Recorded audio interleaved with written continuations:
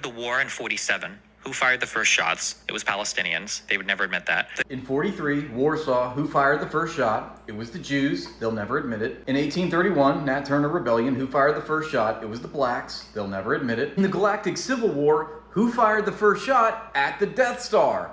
That would be the Rebel Alliance. The Jedi will never admit this. I have a better question for Zionists, which they never seem to be able to answer, which is, if you really believe that this was a war that started in 1947 and Israel and the Zionists were just defending themselves, then why do we have the leader of the Zionist movement and the founder of Israel, its first prime minister, David Ben-Gurion, remarking in the late 30s, let us not ignore the truth among ourselves politically. We are the aggressors and they defend themselves. They meaning the Palestinians. The country is theirs because they inhabit it, whereas we want to come here and settle down, and in their view, we want to take away from them their country. How is it that the founder of Israel doesn't agree with you? Your comment, please.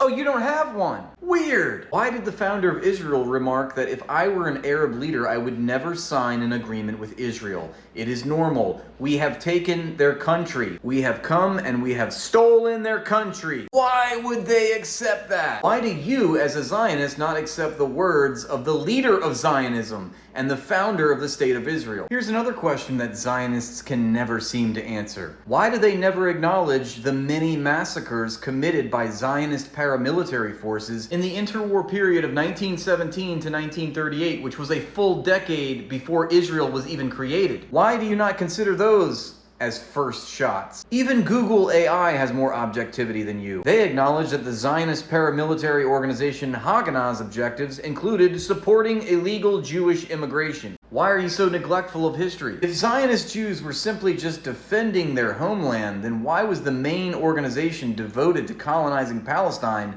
recognizing itself as the Jewish Colonization Association? Why wasn't it called the Jewish Liberation Association, for that matter? Nakba, what did that happen at the back of? It was a war between all the Arab states and Israel. They won't answer that. In 1947, the UN passed Resolution 181, which called for the partitioning of Palestine into a large Jewish state and a smaller Arab one. The resolution itself was the declaration of war, providing the international birth certificate for a Jewish state in a largely Arab majority land, which in and of itself is a war crime because it violates the principle of self-determination, which is enshrined by the UN Charter. You say you want a one-state solution. Does that mean a one-state solution with an unlimited right of return for Palestinians? They will say yes. Does that mean the Jews are going to live there as a minority?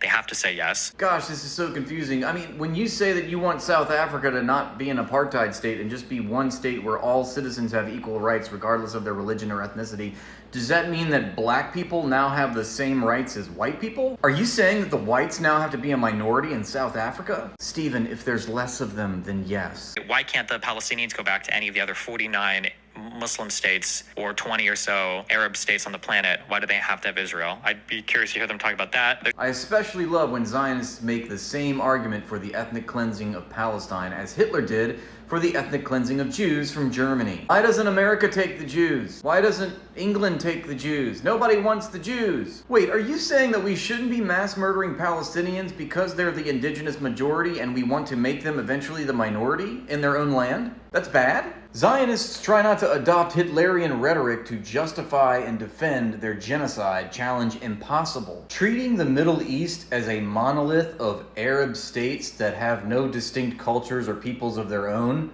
is a racist stereotype. And again, that talking point does not defend or justify a genocide, just as Hitler saying that America should take the Jews or Africa should take the Jews did not justify or defend what he did.